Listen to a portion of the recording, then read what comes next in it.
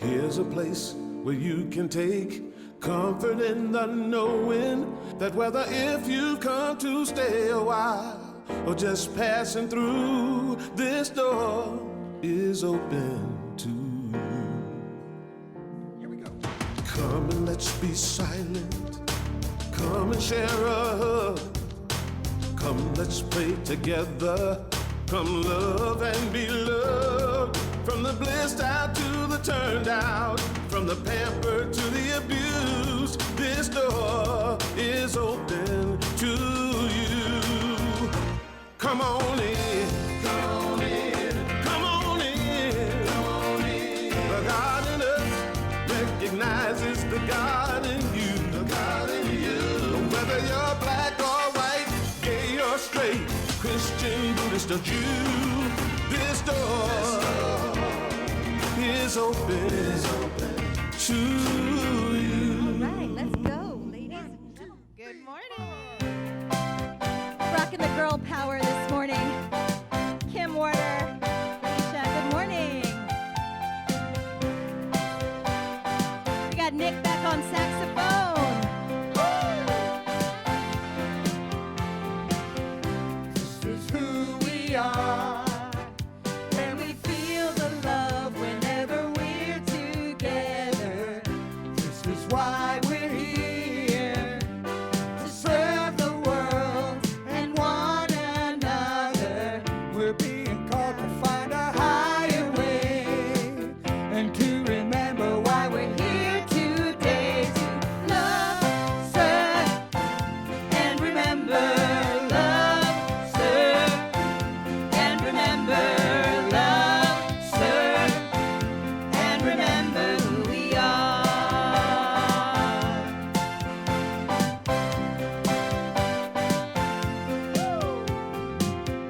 This is where we grow and find the truth that always sets us free. Yeah.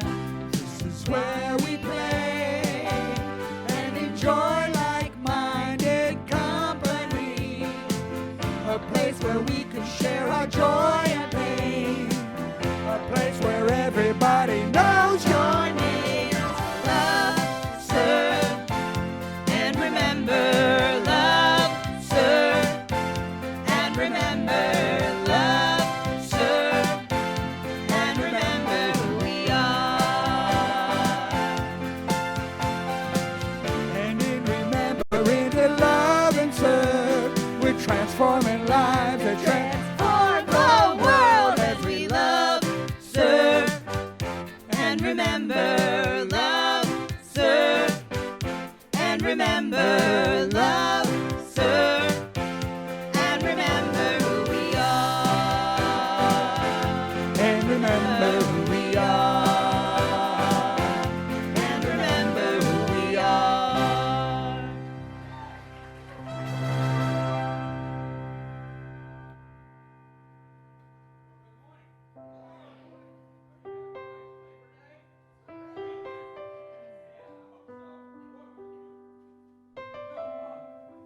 I want to welcome everybody this morning, and certainly everybody tuning in this morning. Do I not have a mic? There's no mic up here. Mic. Thank you. I'm so used to my mic, I forgot that I didn't have it on. Now, let's do it again. Good morning. Oh, yeah, it even sounds better coming back. And I just want to welcome you here this morning, people online, those of you who are here in person. And we've got a great morning plan this morning. We have our in-house speaker. I don't think he's a guest speaker, Christopher Naughton, who's chair of the board, and he's got a great message. I know that. He always has one, and we're glad you're here, sir. Also, I just wanted to share with you a little bit about Unity. You know, Charles Fillmore and Myrtle Fillmore were the co-founders of Unity. And it's said that Charles Fillmore was asked a question, what do you do if you're in an automobile accident and you break your arm? And he said, well, you say, Jesus Christ heals. And then he said, if that doesn't work, go to the doctor. So we are practical, okay, Christianity. And we are positive Christianity. And we are progressive Christianity, which means that we're always seeking the truth. We don't have it totally all the time because things change. We change. and we're always seeking the truth. And so we have a mission and vision here at Unity Renaissance, and I ask you to join me in this. First of all, our vision statement. We are a spiritually awakened world living in peace, love, and joy. And then we have this great mission that we are transformed lives, transforming the world. Let's say that again. We are transformed lives, transforming the world. Okay, thank you. Now a little meditation, a little opening prayer for us there.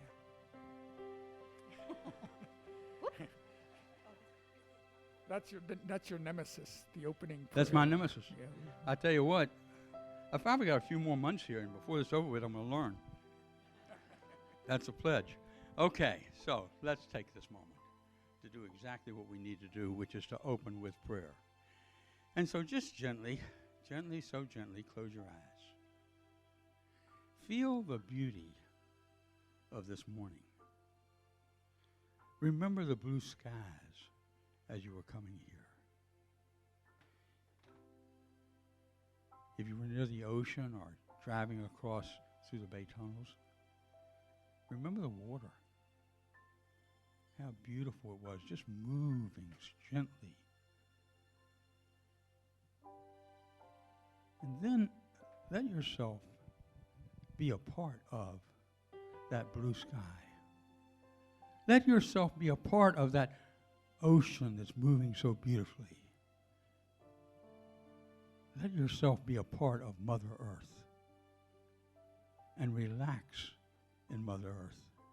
As today we grow, as we seek more of the truth, and so it is. Amen. Thank you. Let's all stand for our next song. This is our affirmations for the day. 3, 4.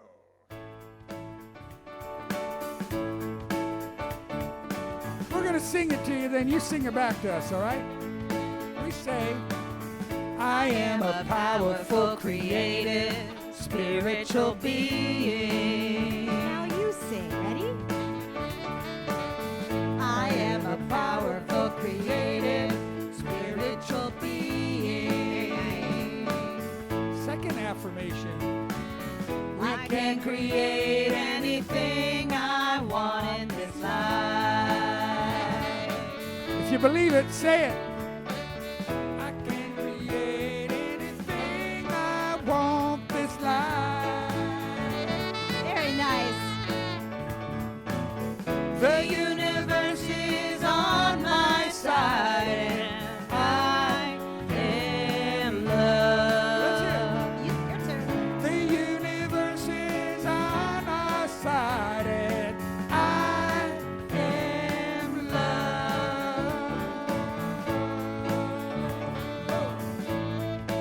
All right, now you tell the person next to you. You are a powerful, creative, spiritual being. All right, good. Now you can turn to another person and say, you are a powerful, creative, spiritual being. You can create anything you want in this life. It's always good to hear from someone else, isn't it? Tell them. You can create anything you want this life. Here's the big one. Tell them like you mean it. The universe is on your side, and you are love. The universe is on your side, and you are love. All right. Now is the time in our service for the divinity salute. I'd like you to turn to your neighbor, or maybe the person behind you, a new friend, someone you've never met, and say good morning. Peace be with you. A bow, a handshake, a hug, whatever you feel comfortable with, as we join together and serve and celebrate for the glory of God.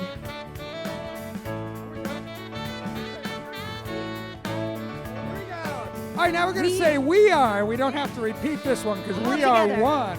Ready? We are a powerful, creative, spiritual being. Keep going. We can create anything we want in this life. A little bit louder. Come on. The universe is on our side and we are love. Say that again. The universe is on our side and we are love. We are love, Unity Renaissance. We are love. You are love. Uh-oh. I am love. I am love.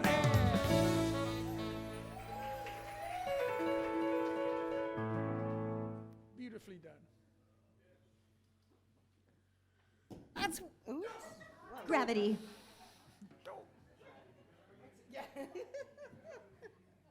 Okay. Take two.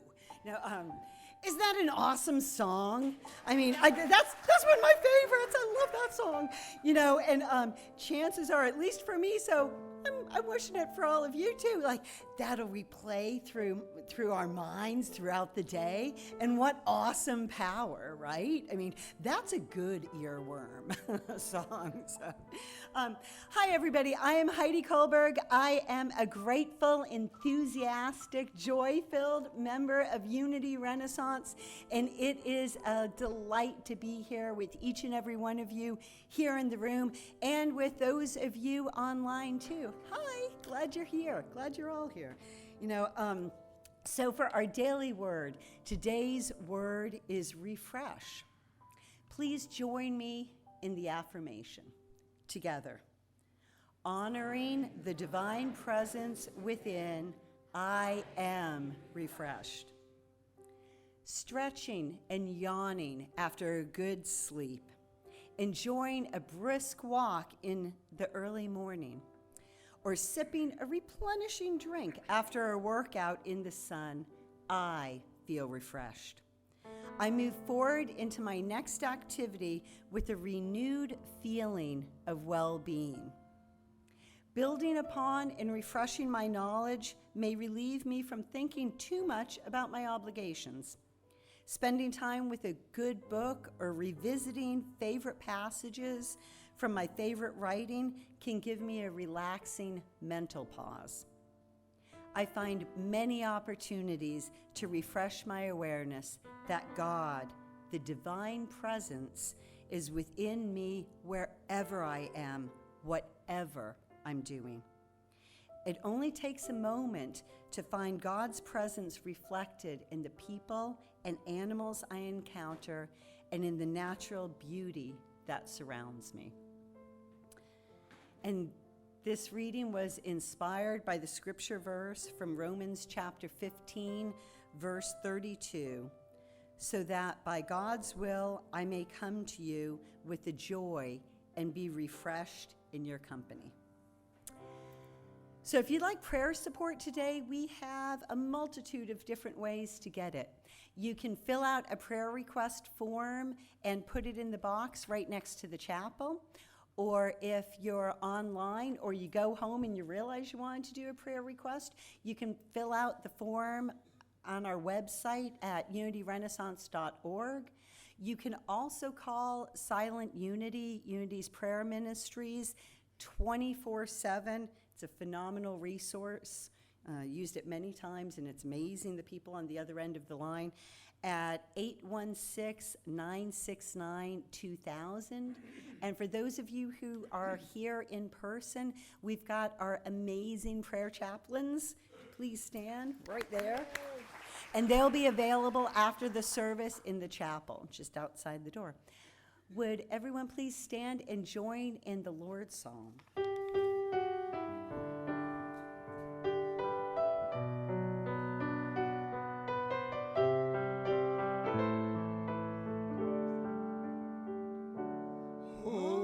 Creator, we praise your name.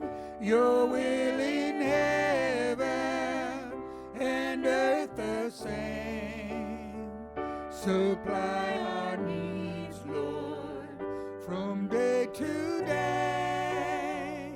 Let your forgiveness light our way. Lead us away from temptation's hold. Deliver us, Lord, into your fold. For all the kingdom, power, and praise, with you began and with you stays. Holy Creator, our Father who art in heaven, hallowed be thy name. Your will in heaven. Thy kingdom come, thy will be done, on earth as it is in heaven. Supply our needs, Lord. Give us this day our daily bread, and forgive us our debts, as we have also forgiven our debtors. Light our way. Lead us away. Lead us not into temptation, Temptation's but deliver us from evil. Deliver Yours us, is the kingdom and the power and the glory forever. for all the kingdom.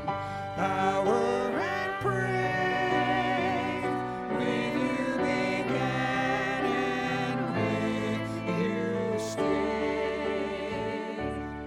Amen. Amen. Amen.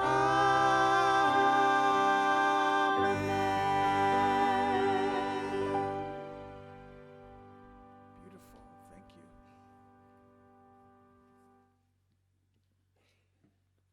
Here's a song we all know and love. Just haven't heard it in a while. If you look around, you can see that everything is holy. When I was a boy, each week, on Sunday we would go to church.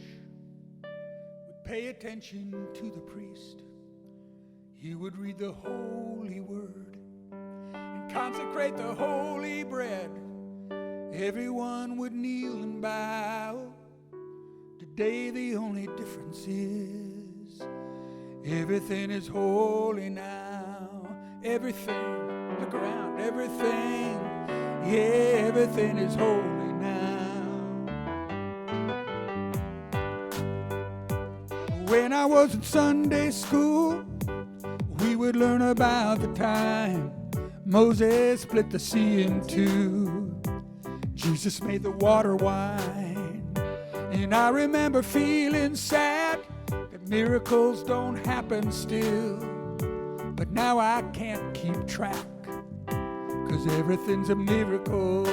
Yeah, everything, yeah, everything's a miracle. I'm gonna say that again, 'cause everything's a miracle. Wine from water is not so small.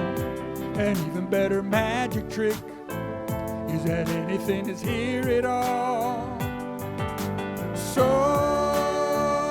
the challenging thing becomes not to look for miracles, but finding where there isn't one.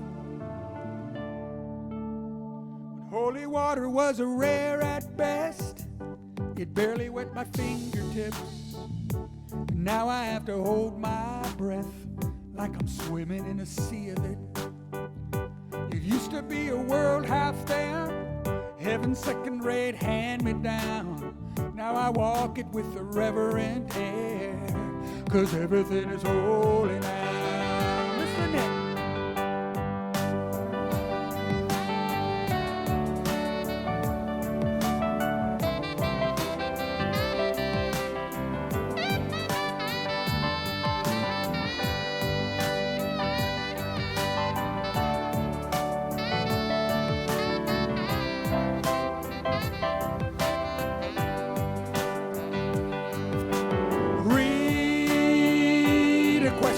Child's face, say it's not a testament, That'd be very hard to say. See another new morning come. Say it's not a sacrament. I'll tell you that it can't be done. This morning outside I stood. I saw a little red-winged bird shining like a burning bush and singing like a scripture verse. It made me want to hold my head. I remember when church let out, how things have changed since then, 'cause everything is holy now. Everything is holy now. Everything is holy now. Everything is holy now. Everything is holy now. Holy now. Holy now. Everything is holy.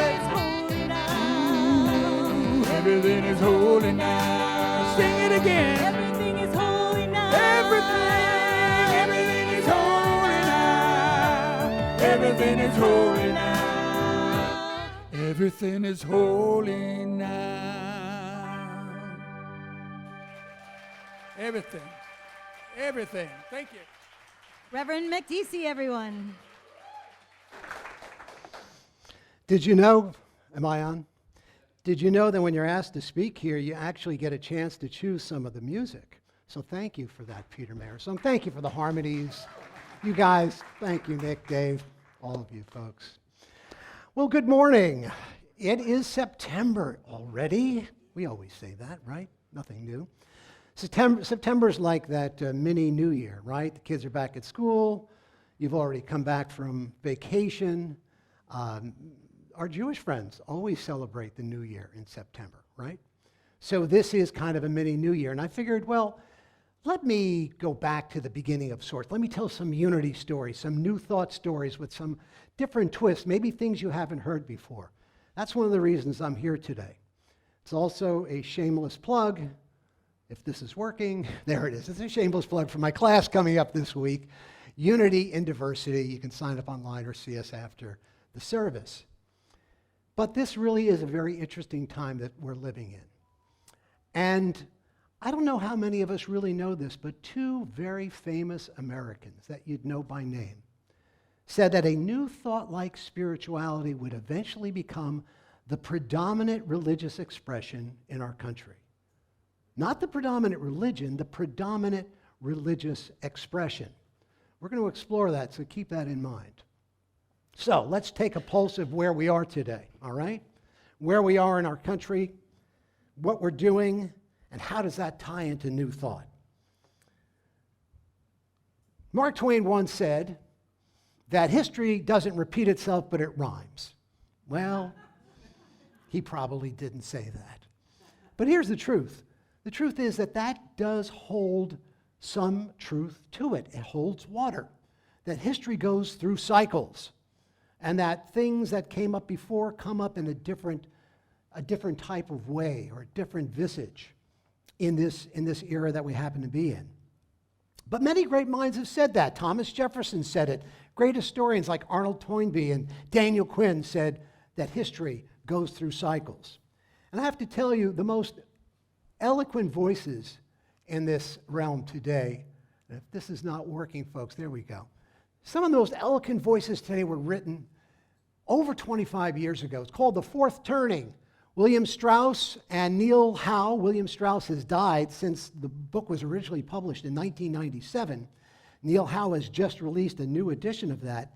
And in this book, the authors claim that America goes through existential crises every 80 years. And that a generation comes along in the last 20 years of that 80-year cycle and needs to step up, step up, awaken, bring up their awareness, and create a turning in politics and culture. So, according to Strauss and Howe, we're going through a great gate in history right now. And you're probably saying, oh, Chris, come on, it's not that bad. Come on, it's not as bad. But wait a minute. They say that we went through the American Revolution, late 1700s. 80 years later, to the year, we started the Civil War. 80 years later, to the year, World War II started. And 80 years to the year, the Capitol riots took place. We're in that right now. And I know that that sounds pretty dire. And believe me, we're going to tie this into New Thought, and it ends much better. But the whole notion is that these dire times, the more dire the times are, the greater the reward can be. Crisis is always an opportunity. And history always teaches that. And this is nothing new. So, therefore, I think, let me see if I can get this going. Come on, there we go. Therefore, it's time. It's time for New Thought. You know, New Thought has always been part of the American story. It's always been part of the American soul. But it's kind of been the light shadow to much louder religious voices. Maybe now it's time for New Thought to step up, to be the headliner, to be the main event. It's always been that side dish on the plate, you know, a little sprig of parsley. Now maybe it's time for New Thought to express itself and to step up, as I said, as the main event on the main stage. Now, you know these folks, right? This is Richard Bunch just talked about these folks a little while ago. New Thought came of age in the 1800s, and the Fillmores, of course, started Unity Church in the late 1800s. That is part of New Thought. Now, I don't know if you know this gentleman. His name is Ernest Holmes. Has anyone ever heard of Ernest Holmes here? Good, maybe about a third of the audience. Ernest Holmes started religious science, also in the 19th century. Now, why do I bring that up? Because these two churches are the main pillars of what we call New Thought in the United States and actually around the world. Sure, there are other independent New Thought churches like Michael Beckwith's church out in California. Marianne Williamson had Renaissance Unity, believe it or not, in Michigan, but they've never been associated with any other churches. But unity and religious science have been those new pillars, or those pillars of main New Thought. And New Thought grew up in the 19th century. So you had a time where, look, the times in America were harsh, right? People were moving west. There was a lot of poverty. There was a lot of consternation. Christianity gave you some certitude, right? Believe in Jesus, check the box, and you're in, and everything is going to be good. But there came a new movement in the 19th century that said, the way you hold your mind, the thoughts that you hold in your head, is the way to happiness, to health, and well-being. And this was the beginning of New Thought. A guy named Phineas Quimby up in Maine had contracted tuberculosis, and he used mesmerism and his mind to create well-being. He got through tuberculosis at a time where most people ended up dying. And he ended up talking, and at that same time, other thoughts started coming out about the science of the mind. So Quimby said that Jesus was the man, but Christ was the science. But again, he discovered the role, or at least he was the first one to discuss the role that the mind plays in health, well-being, and happiness. It was a progressive, liberal spirituality, not politically. It was a progressive spirituality that was rising. And of course, they stood on the shoulders of great men and women, as we are doing today. And of course, some of you have probably heard me, and even before me, Paula McDeasy would talk about the transcendentalists. We've all heard of people like Ralph Waldo Emerson, a great writer, but beyond that, he was a great American spiritual figure. This was a man who was too liberal for Unitarianism, okay? If you can believe that. But he was asked to give a speech at Harvard because he had graduated from Harvard Divinity School. And he stepped up to talk to the graduating class, and he basically told the class, you're not just to love Jesus, you're to be like Jesus. In fact, more than that, you are Jesus the Christ in utero. You are the Christ in utero. And he stood up there and he said, go it alone, refuse the good models of those that are sacred in the minds of men. Dare to love God without mediator or veil. This was a new metaphysics of consciousness.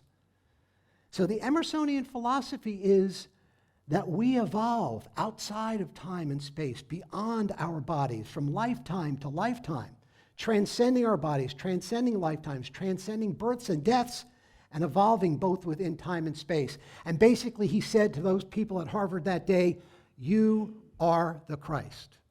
Well, they didn't invite him back for 30 years. But curiously enough, 30 years later, when he was invited back, they realized the error of his way. They realized the error of their ways in their handling of Emerson because they gave him an honorary degree. So Emerson was ahead of the curve. And of course, this kind of thinking of the transcendentalists is really what enlivened New Thought. There wouldn't have been an Ernest Holmes. There wouldn't have been the Fillmores without transcendental thinking. And of course, unity took on all of those beautiful attributes of New Thought, such as the fact that, again, Jesus is one of us and we are to be like Jesus. Unity was not about fear. It was not about guilt. There was not much of a devil or hell to speak of, right? There were no commandments, but there were principles. This was completely new in the religious pantheon of that century. It truly was New Thought. Unity took a look at scriptures metaphysically. They didn't say the Bible was just the Word of God and all of this stuff is real. They looked at the Bible symbolically. Unity also engaged in ancient wisdom, and they welcomed in thoughts from the East. Oh, horrors. Even today, some Christian churches don't even want to know about any other kind of mystical legend or religion. And yet, unity and religious science allowed that in. And I would say even today, unity and New Thought was a harbinger of the kind of philosophy that we have seen with the quantum physicists of the 20th century, which looks at things such as the fact that consciousness is fundamental and that how we observe things, that's how things often show up. Now, New Thought influenced two men who have at one time been called the greatest preachers in the United States. And there he is, Norman Vincent Peale. Probably many of you have heard that name, even though he wrote his great book, The Power of Positive Thinking, in the 1950s. Sold millions of books, millions. He started his own church in New York. He was an inspiration to the nation. Even today, Guideposts has 2.5 million subscribers. The man was well known. I mean, the book was on the bestseller list for 185 weeks in a row. Lauded in America. Went to the main television shows and everything. But here's a story they probably never told you about Norman Vincent Peale. When he was a young reporter at a Detroit newspaper, as a young man, he was messing up a lot. He was mucking it up. He was very fearful. And one day his editor pulled him aside and he said, "You're thinking of self. Stop thinking of yourself. If you're thinking of yourself, you're going to be fearful. You need to stop thinking of yourself." Took a book, shoved it in his hand to read. It was a book by Ernest Holmes. And Norman Vincent Peale took all this in, and his ministry began.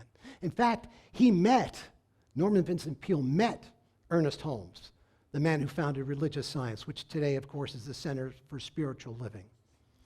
And they met on a movie set called One Foot in Heaven. And Peale absolutely loved Ernest Holmes. However, when he'd go out on the circuit, all of inspiration came from the Bible. Jesus was the only teacher. Never mentioned Ernest Holmes in his biography, in his speeches, and nowhere online, if you looked at Norman Vincent Peale's church, Marble Collegiate, is there any mention of Ernest Holmes? It was only prior to his death that Ernest Holmes gave tribute to the man who really inspired him. That was the man of New Thought, Ernest Holmes. Now, who's the greatest preacher or the biggest preacher in America today? Let me hear some names. Come on. Did I hear Joel Osteen? There you go. There's Joel. He just shows up, right? So on a Sunday morning, and I listened to him a little bit today, and probably some of you here at Unity will listen to Joel Osteen. He'll give about a 50-minute talk on New Thought, and towards the end he'll say, "Now make sure you go to a good Bible-believing church." And I'm thinking, Joel, if I go to just a Bible-believing church, I'm probably not going to hear the last 50 minutes of New Thought that you just dispensed to me.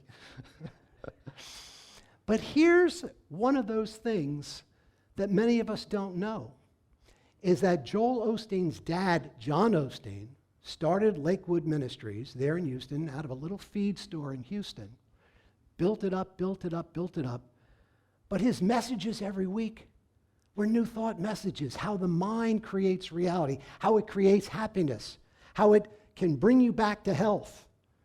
And Joel Osteen and John Osteen, whoops, going ahead. Here, let me come back here. Let's not go too far. There we go. It's got a mind of its own today. All right.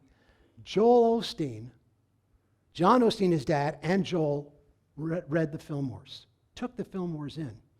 What I mean by that, when he took all that information in. And not only that, Joel's greatest influence is this man, Howard Caesar. Has anyone here ever heard of Howard Caesar? Yeah, about 4 or 5 of you. All of you have heard of Joel Osteen. No one's heard of Howard Caesar. Howard Caesar was the unity minister in Houston when John Osteen was there, and John Osteen would listen to his messages. And then when John died and Joel stepped into his position, Joel would listen to Howard Caesar's message. And as Richard Bunch illumined me to the fact that often Howard would talk about it, and 3 weeks later, Joel was talking about the same thing. So in some ways, the genius, if you will, of both Norman Vincent Peale and Joel Osteen is that they took New Thought and they JC'd it up. And in some ways, you've got to admire that, because what they did is they took something that was still a little too radical for mainstream religionists, and they gave them something that they could understand. Now, again, you never heard Peale speak about New Thought. You certainly are not going to, if you ask Joel Osteen about New Thought, he's probably going to tell you, it's Jesus and it's the Bible. But see, that's the story behind the story. And that may be indicative of the convergence that we're at today. You know, this book that I've just written and what the class is about is the convergence of these major belief systems: mysticism, atheism, religion, and science. As I look at people such as Joel Osteen and Norman Vincent Peale, they have co-opted New Thought. That's great. Even Howard Caesar says very laudable things about Joel Osteen. But is it time for New Thought itself to step to the front of the stage? Is this the age where we see this? Now, I said earlier on, there are 2 great Americans who said that a New Thought-like spirituality would eventually become the predominant religious expression here in the nation. One was Thomas Jefferson. I know, that was well before New Thought, I get it. But just listen to this. Jefferson was a deist, and he had some Freemasonry affectations and influences in his life. And he loved Unitarianism. Now again, Unitarianism is not considered part of unity, and it's not part of New Thought, but there wouldn't be a unity or a religious science without Unitarianism, because they broke away from the fundamentalism of Anglicanism and Calvinism and all the very orthodox Christianities of the time. They didn't spend much time on hell. They didn't talk about sin that much. And that's why 5 of our first 6 founding fathers, presidents, were Unitarians. And Jefferson, of course, was influenced by that. In fact, he said about 3 years prior to his death, I hope there is not a young man, I'm sorry, I'll say that again. I hope there's not a young American now living who will not die a Unitarian. So even several hundred years ago, they were looking at a spiritual bent that was off the mainstream. And so did this gentleman as well, about 100 years later. Anyone recognize that face? His name is William James. Some people have called him the greatest mind in America. He is the father of American psychology. He wrote the tome, The Varieties of Religious Experience. He ended up being the first head of Harvard Psychiatry Department. He is the one who coined the term New Thought. He called it the religion of healthy mindedness. That's where the whole term comes from. And James made sure that people understood that New Thought could indeed change their lives. In fact, more than that, he said that New Thought was the only distinctive religious concept that America gave to the world. The predominant religious expression in the nation is what he said New Thought would eventually become. Now, I don't know about you, but I'm still waiting. But I kind of think that the Jeffersons and the James have it right, that we have been on this track, and we're moving towards this track. Oh, and for good measure, William James was not only the father of American psychology, he was also the founder of the American Society for Psychical Research. Yeah. A venerated mind, a great American, a great mind, was also open to psychic phenomena. So, what time is it? Oh, it's time for a pop quiz. That's right. We've got to have a pop quiz. So, sometimes when I give a pop quiz, it's got a true and false aspect to it, or it's multiple choice. This is a little different, so I'm going to give wide latitude on the answer here, too. And there might be a gift. I don't know. Probably not a trip to Orlando, but maybe a book, okay? So let me throw this at you and see what anyone comes up with. Here's the question. What do Gandhi, Martin Luther King, Thomas Jefferson, and Bill Maher all have in common religiously? Religiously. That's a good question. That's partial credit there. Any others? They're critics. The question, I won't repeat the answer, but I will repeat the question. Unless this is Jeopardy, then I'd be in the form of a question, right? What do Gandhi, Martin Luther King, Thomas Jefferson, and Bill Maher all have in common religiously? Go ahead, ma'am. They believe in love. That's going to probably be as close as we're going to get to the answer today. They all saw that Jesus was the greatest moral and ethical teacher the world has ever known. You have a Hindu, you have a black Christian, you have a deist, and you have an atheist. Jesus is just all right. Joel Osteen could agree with that, and Ernest Holmes and the Fillmores. And see, here's the big difference, though, between New Thought and traditional Christianity. In New Thought, Jesus is not the great exception. He's the great example. And for us to really grok the notion that we are eternal beings, maybe many lifetimes, maybe other experiences, and that, my goodness, we're on the same track, the same hero's journey as Jesus is. And again, that's what they tossed Emerson out of Harvard for. How dare you say that? But that's not what New Thought says. New Thought says that Jesus is not the great exception. He's the great example. Jesus is what all men and women can become, what all men and women must become, no matter how many years, lifetimes, experiences. We are all Christ's in the making. And maybe that's the big difference between spirituality and religion. I'll borrow a phrase from Swami Beyondananda, okay? Spirituality is accessing the divine. Religion is crowd control. So we're here at a church that doesn't believe in crowd control. So let's take a quick look. Oh, this really does have a mind of its own today. Come on back. There we go. There we go. So where are we today? Look, I'm not going to soft soap this. A year from now, we've got an election coming up, right? And we talk about being polarized in this nation.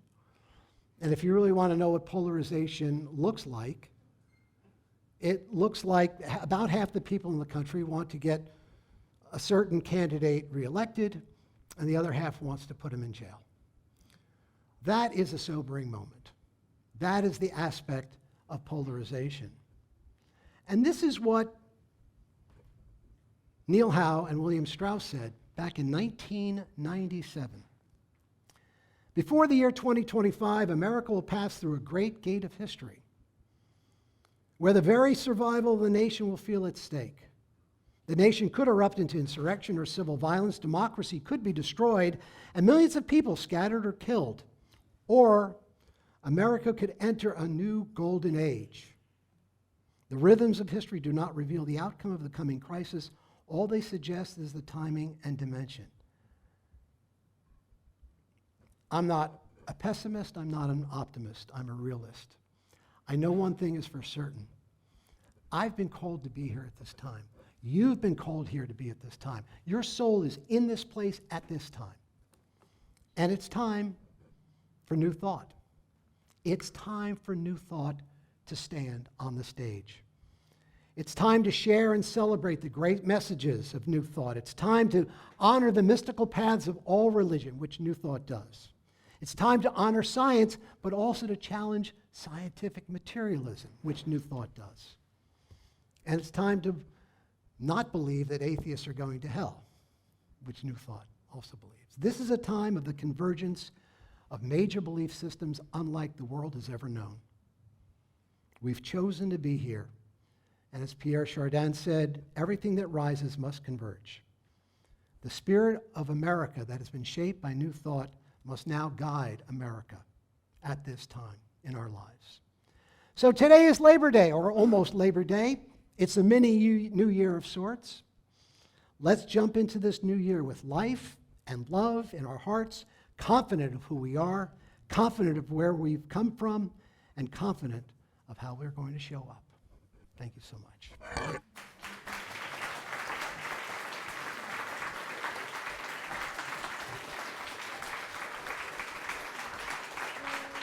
Thank you so much. Let's go ahead and go into meditation. And we are just all grateful to be here today. So I'd like to ask you to focus in on your heart. Maybe place your hand on your heart if you'd like. And let's breathe through our heart chakra, through the fountain, the font of wisdom of who we are, the very center of our being. And as you breathe through your heart, bring to mind a certain regenerative feeling of love.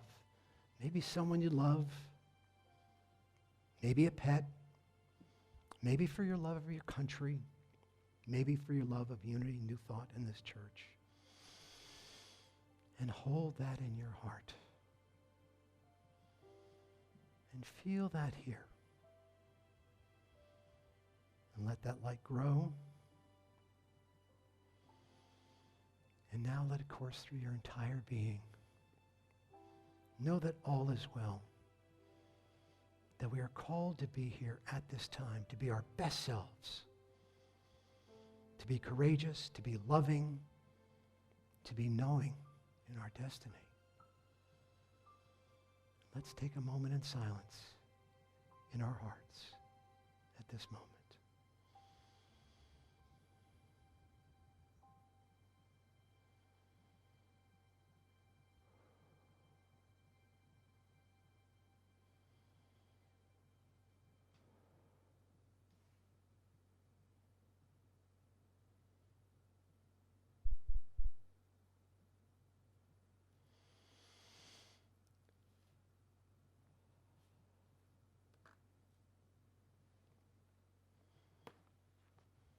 And as we lift ourselves up and come back into this room,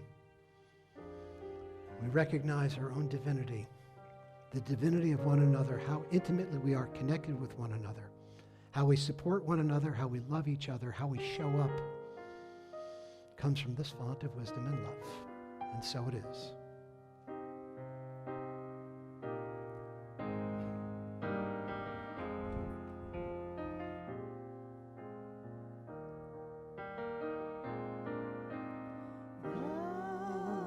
Spirit flow through me as I open up to be an expression of your unfolding peace. Your spirit show through me as I open up to be an expression of your unfolding.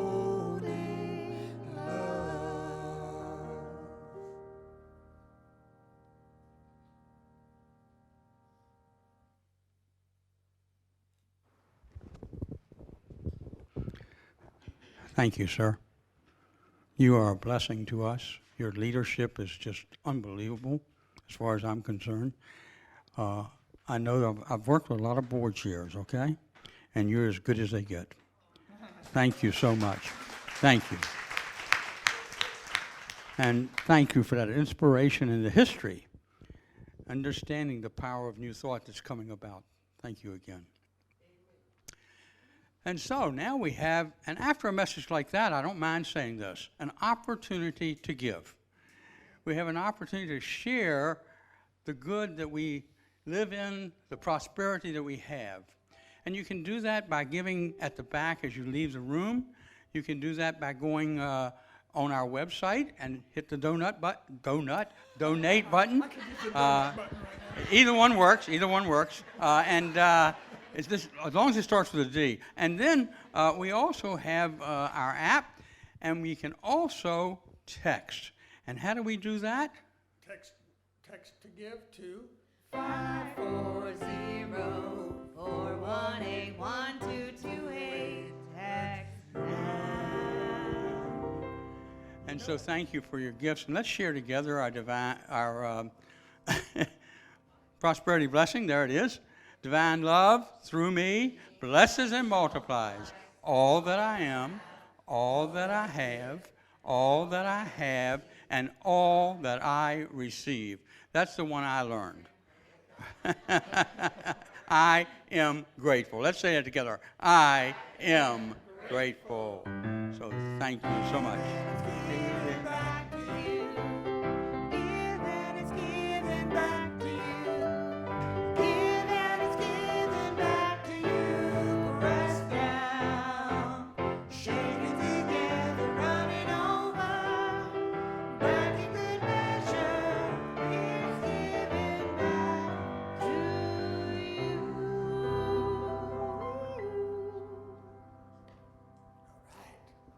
Had a lot of optimism. Now how about a little blues?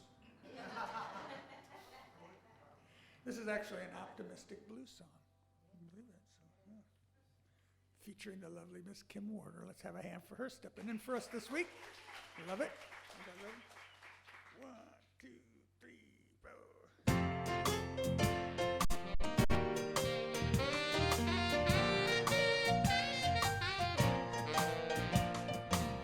Woke up this morning, something wasn't right. My poor head was a-throbbing, 'cause I tossed and turned all night. This unfamiliar feeling, it shook me up inside. The truth, it was revealing that a part of me had died. So I called my higher self. She gave me the bad news. She said, your life is just too good. You've lost the right to sing the blues. That broke down old Chevy that was eating me alive. I visualized a Lexus, now it's sitting in my drive. That man of mine, that scoundrel, that rotten low-down bum, transformed into a love god with a sizable trust fund. Everywhere I look, I was confronted with the clues. My life was just so good, I lost the right to sing the blues. Oh, you can sing the blues if you can't pay the rent. And you can sing the blues if your money has been spent. How can I sing the blues? I ain't got no excuse. When I'm driving in my Porsche on the way to my masseuse. So you won't find me wailing late at night at some smoky bar. And you won't see me crying tears into my old guitar. I'm too busy clearing my chakras and chasing back karma away. I'm fluffing up my aura, well, that could take all day. Now that I am enlightened, I gotta spread the news. When life gets this darn good, you've lost the right to sing the blues. Play the blues!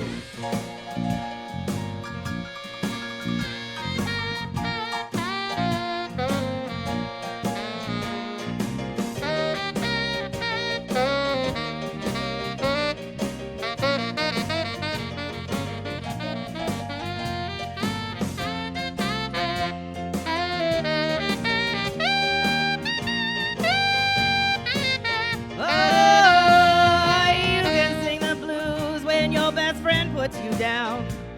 And you can sing the blues if your man has done left town.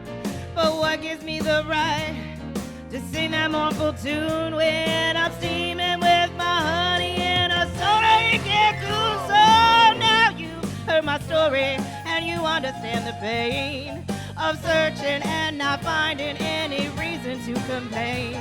My stars are in alignment, my house is all feng shui. I'm filled with peace and harmony. have all been paid. I've let go of the struggle, you know I've paid my dues. When life gets this darn good, you've lost the right to say the blues.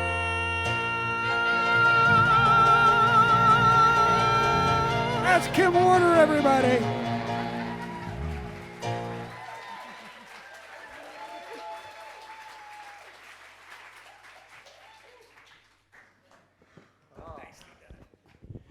Kim, thank you. Tim and David, thank you. And Richard, thank you. What a great song. We appreciate you. Thank you so very much. Now, is there anybody here for the first time this weekend? First time at Unity of Renaissance? I see one hand here. What we want to do is we want to share a gift with you. And inside that gift is another possible gift. If you go into the bookstore, they have a gift for you also. Thank you for being here this morning. And I know that you learned a lot about New Thought this morning. And I hope you really appreciate the music we have here and the people who do that. So thank you for being with us, and God bless you. So now at this time, We're going to start with some announcements. Well, if you were here on Friday night, we're sending out a beautiful love and thank you to Ginger Zarski and Janet Adams for spearheading our beautiful Labor Day weekend with the Story Weavers. Who was there on Friday night? Wasn't it awesome? Thank you, Jan and Ginger. Stand up first. Let us give you a big hand. It's not an easy thing to do, and they put it together beautifully. If you see these pictures, it was a wonderful night. Almost 80 people, about 80 people were attended, so it was wonderful. Awesome. Yeah. And the next announcement then would also be mine, which was talking about this gentleman's class coming up on Wednesday night. It starts this Wednesday via Zoom, and $75 for the whole class. If you pay per class, you'll pay $80. So I encourage you to do the whole class. And to make it easy on you, you can sign up online, but the easiest thing is to go out into the narthex, look for Brother Christopher and Alicia, who'll be at a table, and will sign you up right there. So class you don't want to miss. And talking about other cool offerings that are happening, Donna Shannon's going to be offering a guided meditation and sound bath the first and third Thursdays of the month. This is an ongoing class that is done in conjunction with the Open Church of Maryland, and it's an ongoing class, ongoing sessions that are offered in person on the first Thursday of the month and via Zoom on the third. With one exception, this Thursday, it's not yet starting. So starting on the third on Zoom, and then first Thursdays from then on out in person. You don't need to register. You can look on the website or the app for more information, and it's going to be via love offering. All right, cool. I hear it's great. I see people coming out of her class just glowing, Donna. And we send in her prayers because she's a little ill this week. That's why we're canceling Thursday. And Spiritual Cinema is back, our once-a-month Spiritual Cinema. I hope you guys have been enjoying it over the summer because we decided to keep it going, at least through the year. So Brother Charlie O'Dowd is picking out our movies. He's our film aficionado, and he's picked out the movie I Am. And it's a movie that's produced and created by Tom Shadyac. And he's responsible for a lot of movies, you know, especially Jim Carrey movies, Bruce Almighty, Ace Ventura. He's also did Patch Adams, a lot of comedy. But this movie is his shot at looking at some spiritual principles and things. Next week we'll have a trailer for you, so I hope you plan to be here for Spiritual Cinema. Okay. It's free popcorn, free water, cool. Discussion. Yummy and good. Women of Worth, a self-love series, is going to be done in 3 sessions devoted to growth and development.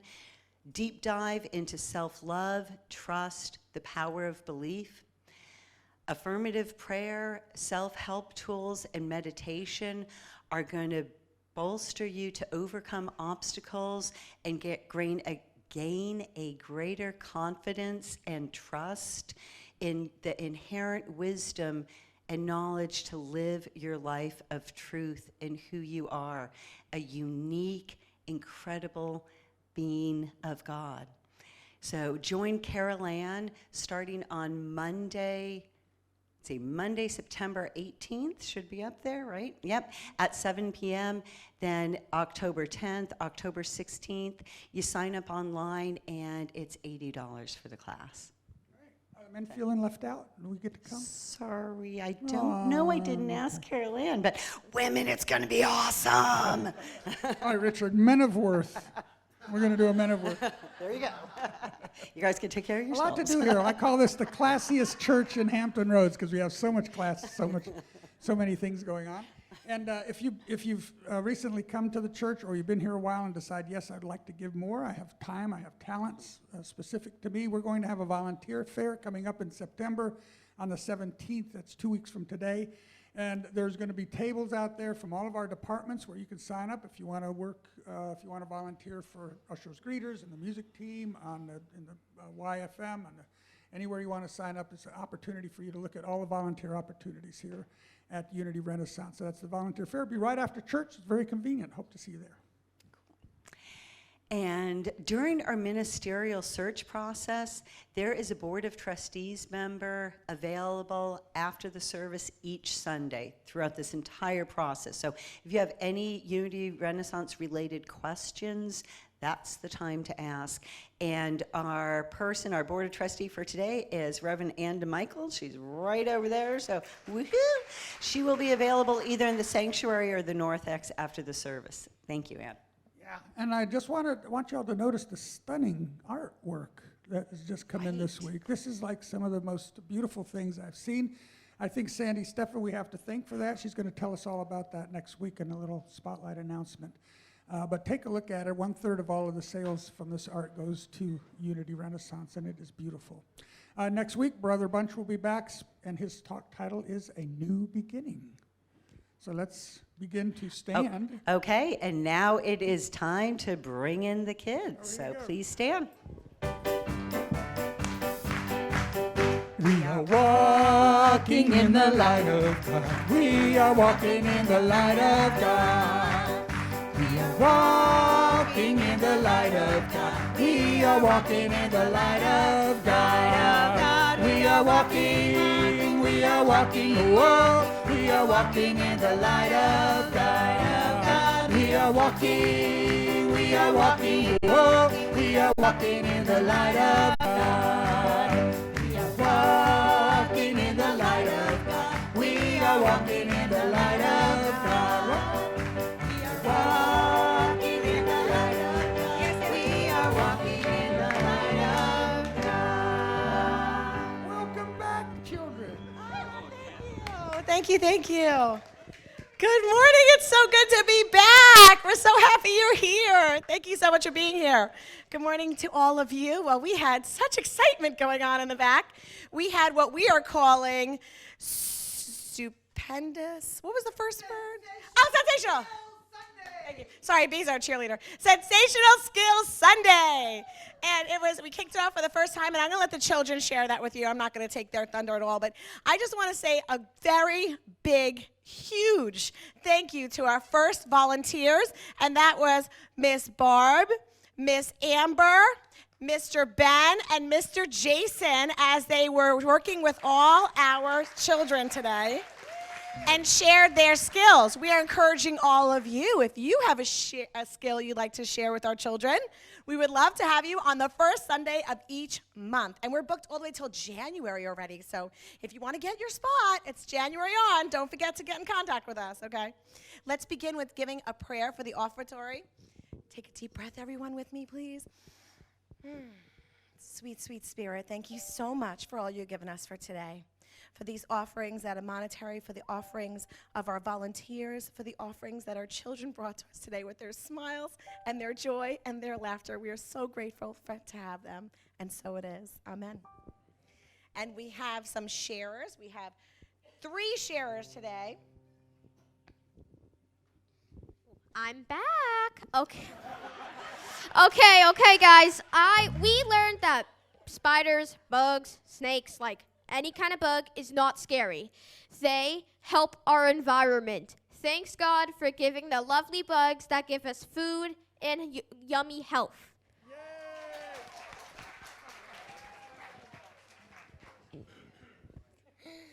We learned about honeybees are not aggressive. Obviously a nature theme. You guys getting that right? Okay. And we have a special announcement from our uniteens today. Jeremiah. Oh, that's right. Why are you? We got a book sale outside, and it's $2 per book. And last but certainly not least, we have our special SB. Where are you, SB? SB, she did a special breakthrough today. When she came in, she used to be a uni kid, and now she's a uniteen. Yay, congratulations. They're so happy to have her. With that being said, would everyone please stand for our prayer of protection and our peace song? The light of God surrounds us. Love of God